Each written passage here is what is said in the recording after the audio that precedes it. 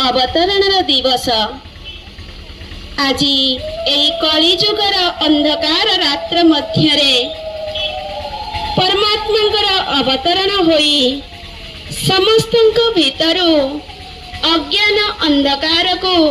विदूरित करिथांती से निराकार परम ब्रह्म परम ज्योति कल्याणकारी देवादि देव परमात्मा शिव भगवान